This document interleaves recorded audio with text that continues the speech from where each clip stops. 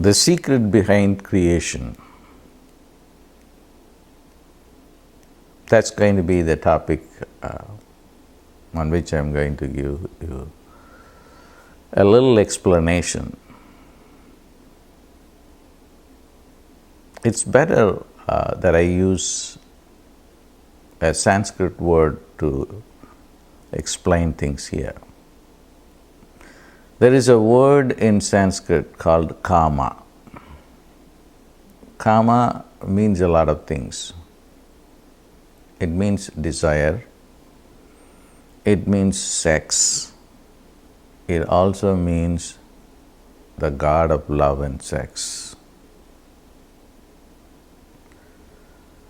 So it's used in a general sense to refer to emotion, very intense emotion. There is a God behind it, and he is also called by the term kama. If you have that desire, then creation takes place very easily. And what happens is you generally build it over a period of many lifetimes. I just think about the life of Einstein.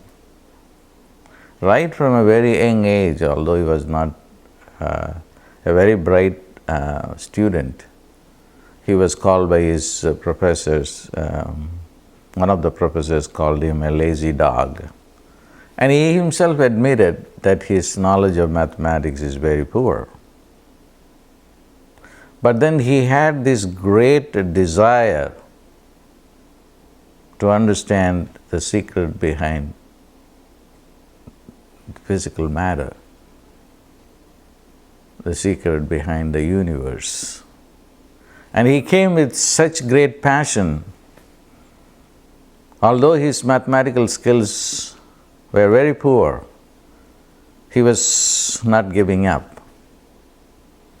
Even a few hours before his death, he was writing equations. And he was also regretting that he did not have more mathematical knowledge. I'm sure that he is going to come back as a mathematician and a physicist so that he could do whatever he wanted to do in a better way. And that's what happens to people. You all come here with emotions. Sometimes the emotions that we come here are stupid, mediocre, or grandiose like the emotions of Einstein. So whatever you create, there is some emotion behind it. And the best way to understand the emotion is to understand the concept of kama, which is desire, sex, the god of sex. And where does it come from? It comes from your own soul. Your own soul wants to paint something. Your own soul wants to paint the most beautiful picture.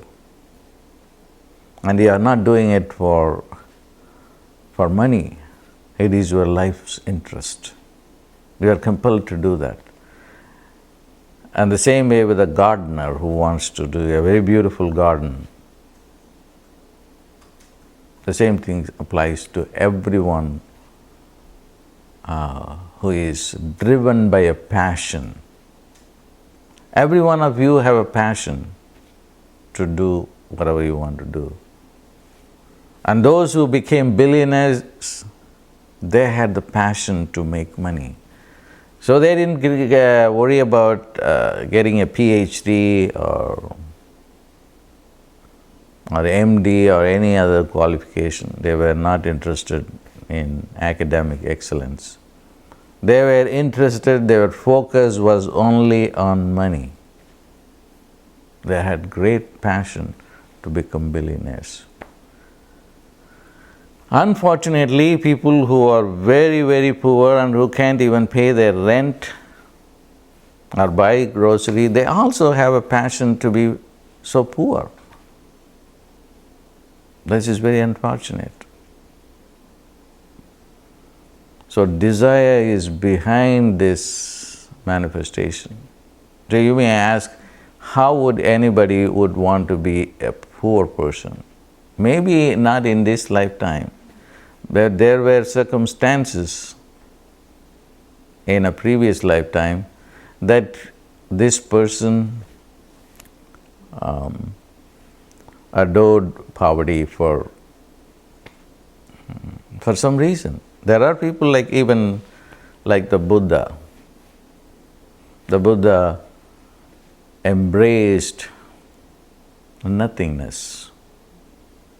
He did not value any material things. He didn't care for palace and his wife or his son or his father. And his passion was for emptiness. That was his passion.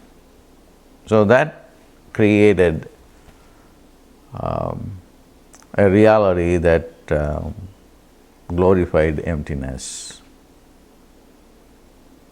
And he looked down upon matter as something not valuable. I don't teach that philosophy.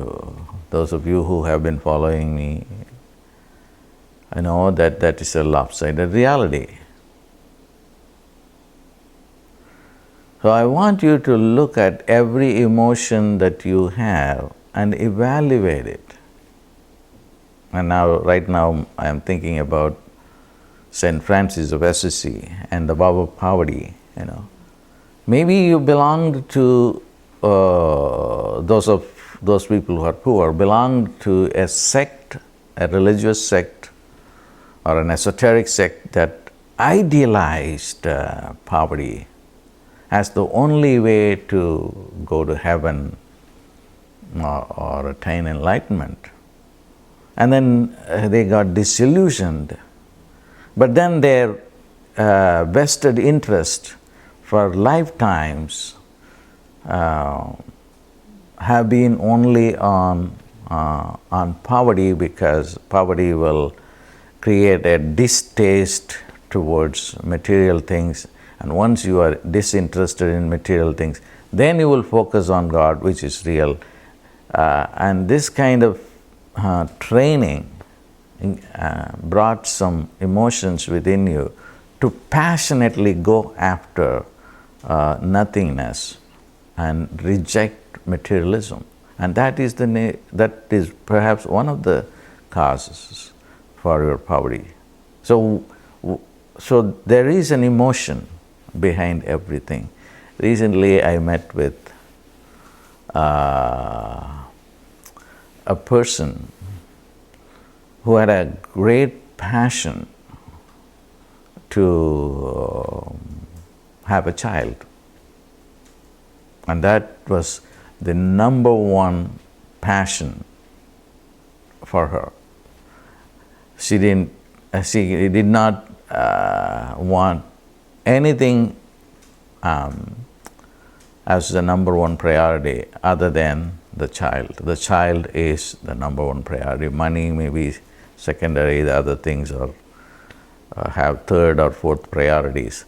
But her whole consciousness was filled with bringing this child into this world. But she has been feeling a lot of obstacles to become pregnant. There are medical data, a whole bunch of them, and they say why this pregnancy could not happen. The eggs are weak, we are not able to promote more, create more eggs. And So they give a whole bunch of data that I'm not an expert, I don't want to go into that. But what I want to focus on is the emotion of this person. There is a joy that comes with that emotion to create this baby. There is also an agony that is associated with it because he's not able to bring that child, because she has been trying for years, nothing has been happening. But then the desire has not gone. The desire is getting stronger and stronger, although she is growing older. I have known several people like that. I met 15 years ago a woman, she was 45 at that time. All that she wanted in her life was a baby. And then I said to her that it's not a good idea at this age, and I did not go along with her. I didn't want to support her desire. 15 years later, she came back to me and then she said that still the desire is still there, but by this time she's 60 years old. And I decided to give her the opportunity to have a baby. I sent her to India to do some rituals and also work with the fertility doctors of how to do it. So she had donor eggs, and then she got the sperms from her boyfriend, and then had the baby at the age of 60. Actually twins at the age of 60. So the desire manifested eventually. Although she was 60, she didn't think that it was impossible. And now, there is another scenario I want you to look at it. If she had not given birth to these twins, what would have happened? And if she had died without fulfilling this desire, she would suddenly come back in another lifetime and do it again. Okay, you come back, or everyone comes back to this earth plane to fulfill unfulfilled desires. That is true of me also, because I have asked this question myself many times. Why I am here? In my last lifetime, I just turned my body into light. And I wanted to give this light body to everyone. The methodology was not right, the time was not right, and the people were not willing. There were so many reasons why it could not happen. So I decided to disappear in that lifetime. But that desire was still there. If I have one desire now, and that is the only one desire, that is the reason that keeps my life going. I am here on this earth plane just for this reason, to give light body to everyone. This might appear to be so psychotic, and to people, what is this light body business? Everybody is going to die. We have not seen anyone who turning his body into light. But to me, that is very, very real. That's why I live for. That's what I think about all the time. And maybe I am articulating it in a different way as human evolution. The body is the source of pain, and if the body is not there, life will be different. And I teach in different ways the same idea. So everybody comes to the earth plane to fulfill unfulfilled desires. Now, having said that, I want you all to reflect on what your desires are. What is my desire? Why am I here? What is my number one desire? Is it money? Or is it education? Or is it fame? A Nobel Prize? Or is it a political reformation? Or a religious reformation? Or I'm confused and I don't know why I am here. All these things are answers that you may come across when you reflect on the question of why you are here. And I want you to nail down to one or two, preferably to one, and then ask, why am I here for? That will give you a clarity of how you can structure the rest of your life. The clarity may help you in many ways, because some people will realize, oh my God, that's a wrong desire. Am I going to spend the rest of my life living this desire? That's an old desire that is not valid today at all. But the old emotions are still there, and they are driving you nuts and then making you to think about it over and over and over and over again. But then, in every lifetime, you are given an opportunity to choose between choices. Of course, it is easy to go along with your old desires, because that's your old karma, but to do something different needs a lot more energy, a lot more consciousness, a lot more alertness. But we are not alert that much, because we always go along with our own karma, because the karma is the driving force. The karma makes you to think this thought, do these things. Everything is just karma. It is an autopilot. It is running on autopilot. It's not. You are not doing anything. It's like a robot. When you are a robot, then you just don't think. You just have been programmed to do a certain thing, and then you are running the program. But then, to stop and to think deeply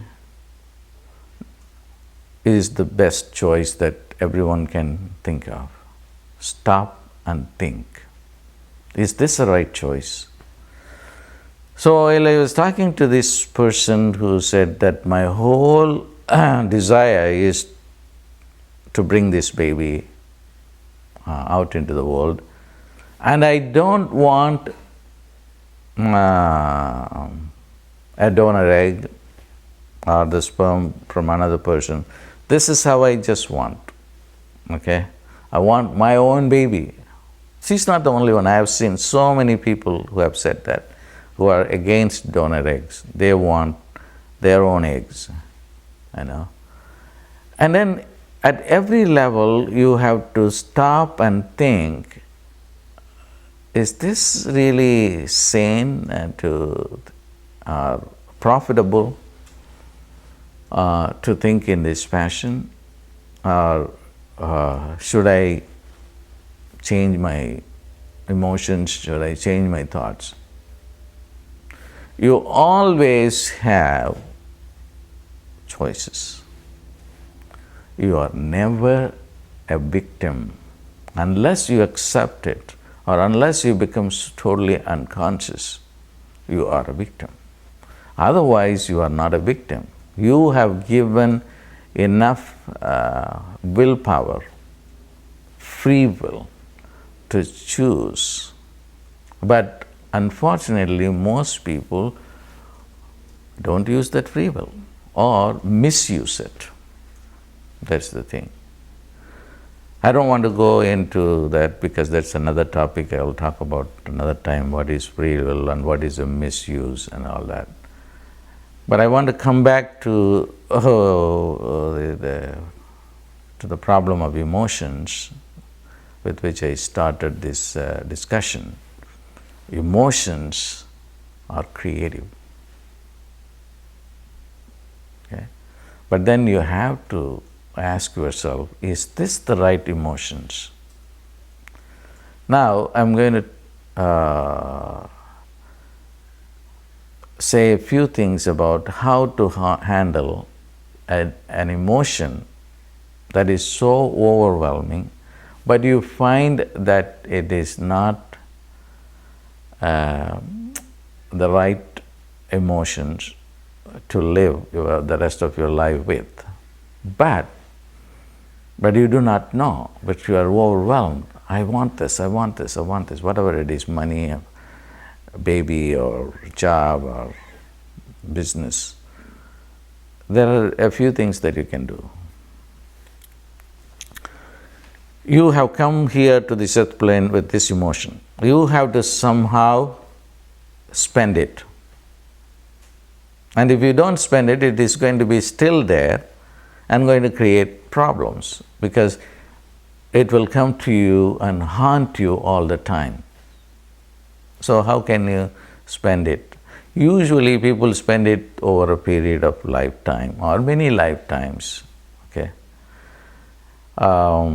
Let me spend this couple of lifetimes trying to accomplish these things. Like I gave the example of Einstein and said he is going to come back and acquire mathematical skills and then use it, because that was his passion and he died with that emotions.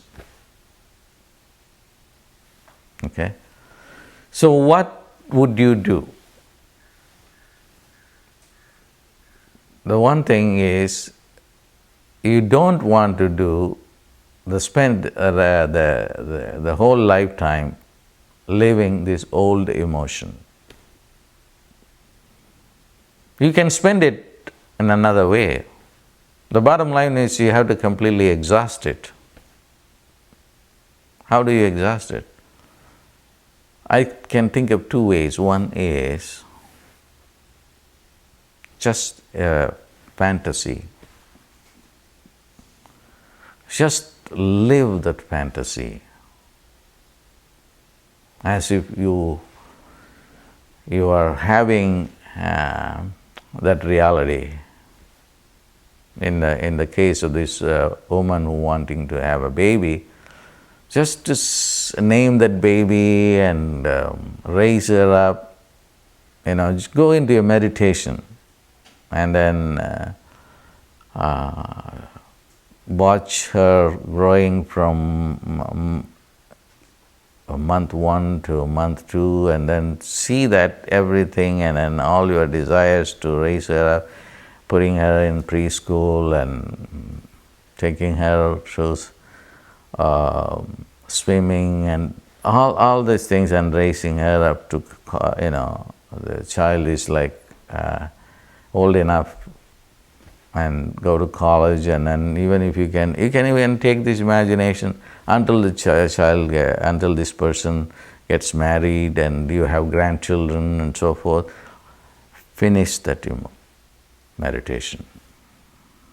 With that meditation, you will finish all the emotions you have had. That's one way.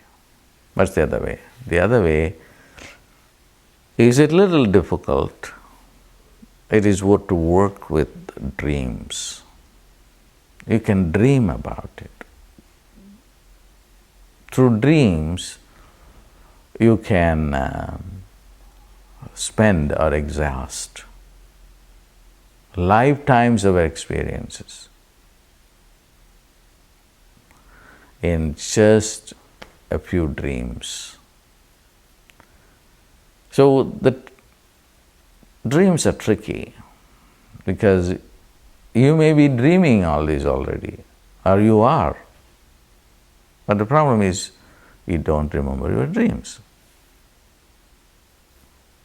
Okay? So how to remember your dreams? It's another training that you may want to go and look up books on that, on dreams. But dreams are certainly the fastest route to exhaust or spend the emotions you have. And why do we have to do that? Because life is precious.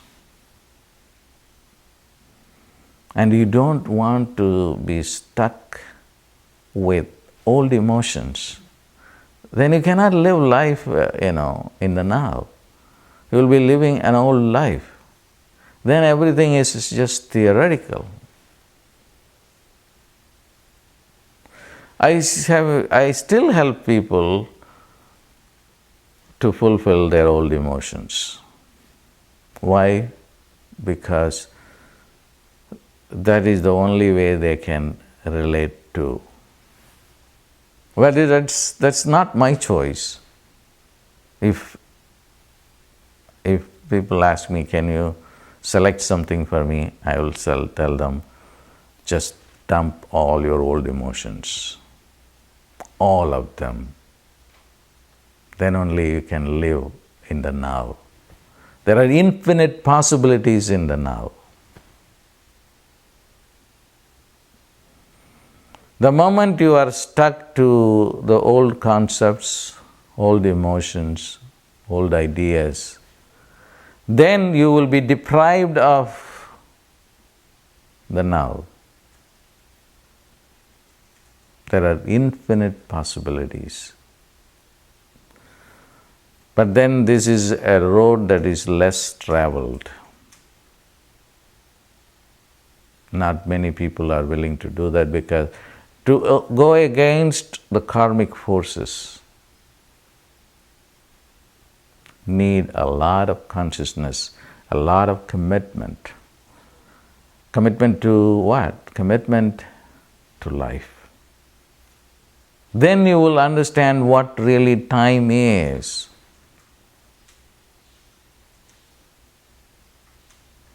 Once you are not attached to anything except to the now, time falls apart. Future falls apart. You do not know what the future would be. Now we want to define everything. The moment you begin to define everything, you are losing infinity. And then embracing finitude or finite nature. So you are given a choice between infinite life and a finite life. But everybody chooses the finite life over infinity. Jesus said the same thing, and I am just rewording it. He said, eternal life is what is more important in life.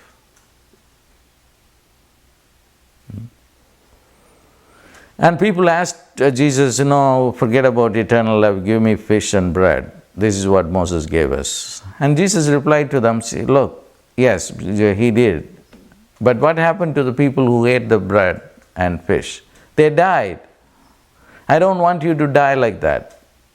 He was very, very clear about what he was saying. Eternal life, as it is in heaven.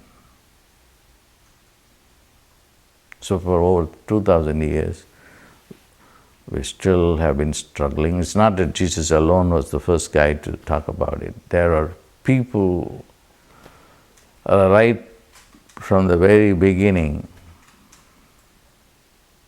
of humanity. The Egyptians were concerned with the higher life. They knew that the body is only 1/7 of the reality that we know, but for us, body, mind is everything. So when we focus on the body mind, and then we are only choosing to limit a finite life. So live life like a warrior, then it will be an adventure. Otherwise, you will totally be in bondage, in fear, and one day death will strike us and we will drop dead. Then what happens? Then the unfulfilled desires will bring us back into this world. Then the whole human drama continues.